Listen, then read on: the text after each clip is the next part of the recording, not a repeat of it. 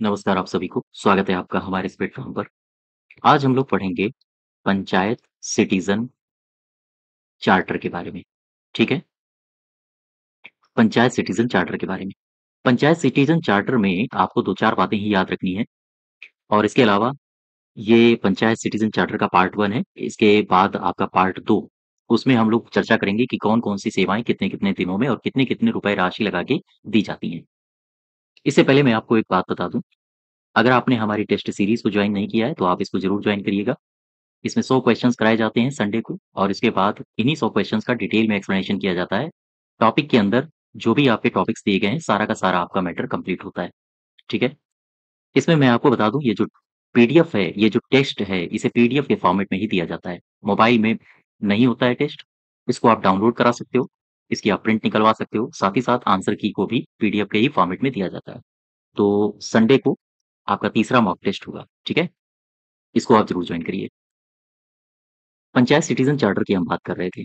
तो यहाँ से आप 2 तारीखें याद रखोगे। एक याद रखोगे आप 4 जून 2021 और एक याद रखोगे 15 अगस्त 2021। ये 2 तारीखें मैंने क्यों कहीं? ये दोनों तारीखें बहुत इम्पोर्टेंट हैं उत्तर प्रदेश के परिप्रेक्ष्य में और राष्ट्र के परिप्रेक्ष्य में। 4 जून 2021 वो तारीख है जिसमें केंद्रीय पंचायती राज मंत्री ने मॉडल सिटीज़न चार्टर को लागू किया था। पंचायत सिटीज़न चार्टर में जो मॉडल चार्टर है, उसे जारी किया था। लागू मत कहो तो ज़्यादा बेहतर रहेगा। इसे जारी किया गया था और सरकार ने आदेश दिया कि हर एक राज्य से कि वो इसी मॉडल चार्टर के आधार पर अपने-अपने यहाँ भी पंचायत सिटीज़न चार्टर बनाएँ। तो मॉडल सिटीज़न चार्टर के आधार पर 15 अगस्त 2021 ये मैं उत्तर प्रदेश के संदर्भ में बात कर रहा हूँ। उत्तर प्रदेश सरकार ने आदेश दिया कि 15 अगस्त 2021 तक हमारे यहाँ यानी उत्तर प्रदेश में ये जो सिटीज़न चार्टर है इसको लागू कर दिया जाएगा। यानी 15 अगस्त 2021 तक लागू करने के निर्देश दिए गए, ठीक है? ये निर्देश कहाँ से मिले? योगी सरकार की तरफ से। तो उत्तर प्रदेश में कब से इसके दिशा निर्देश लागू हो चुके हैं? 15 अगस्त 2021 से और यहाँ पर मॉडल चार्टर का दिशा निर्देश कब जारी किया गया था केंद्र की तरफ से? 4 जून 2021 को। अब देखो ये जो ग्राम पंचायतों के लिए पंचायत सिटीज़न चार्टर होते हैं, इनमें कौन-कौन से बिंदु समाहित होते हैं? देखो, ग्राम पंचायतों के लिए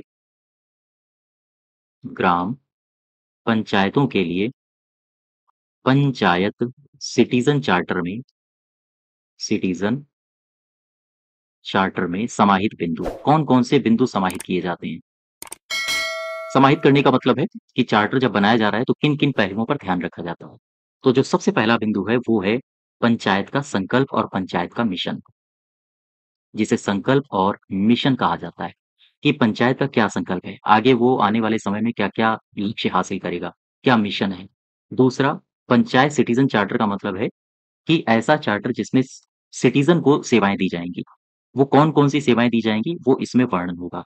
तो यहाँ पर दूसरे में क्या होगा? सेवाओं का वर्णन, सेवाओं का नाम होगा, सेवाओं का विवरण होगा, कितने दिनों में आप दे रहे हो, वो सारी की सारी बातें। तीसरा जो पॉइंट होगा, उसमें होगा सेवाएँ प्राप्त करने की प्रक्रिया। आप कैसे सेवाओं को प्राप्त कर सकते हो? एक आम नागरिक कैसे ग्राम पंचायत के द्वारा दी गई सेवाओं को प्राप्त कर सकता है, वो और चौथे स्थान पर इसमें आता है शिकायत निवारण प्रणाली। शिकायत निवारण प्रणाली। शिकायत निवारण प्रणाली से मेरा आशय है कि मान लीजिए कि ये कोई सेवा दी गई और सेवा को समय पर नहीं दिया गया। भई जब सेवाएँ दी जाएँगी ग्राम पंचायत में, तो जैसे आपने देखा होगा कि जो कोई प्रमाण पत्र देना है तो उसे इतने दिन के अंदर दिया जाना चाहिए, है ना? एक समय सीमा निर्धारित होती है। तो ऐसी स्थिति में अगर वो समय सीमा पर नहीं हो पाता है, तो फिर वो शिकायत कहाँ करेगा? उच्चाधिकारियों का इसमें विवरण दे दिया जाता है कि किन-किन के पास वो शिकायत कर सकता है। तो ये सारी की सारी बातें पंचायत सिटीज़न चार्टर में समाहित होनी चाहिए और यही मॉडल प्रस्तुत किया गया है केंद्र सरकार के द्वारा और इसी मॉडल के आधार पर उत्तर प्रदेश सरकार ने भी अपना पंचायत सिटीज़न चार्टर बनाया है। ठीक है? इसमें कौन-सी सेवा है, कितने दिनों में दी जाएगी, कितना शुल्क लेके दी जाएगी, यहाँ से आपके एग्ज़ाम में प्रश्न आ सकते हैं। इसको डिटेल में करने के लिए आप टेस्ट सीरीज़ जॉइन करिए, अदरवाइज़ इसका जो दूसरा पार्ट आएगा तो मैं उसमें आपको वाईटी में भी बताऊँगा। ठीक है? हाँ, तो आज यहीं तक रखते हैं। धन्यवाद।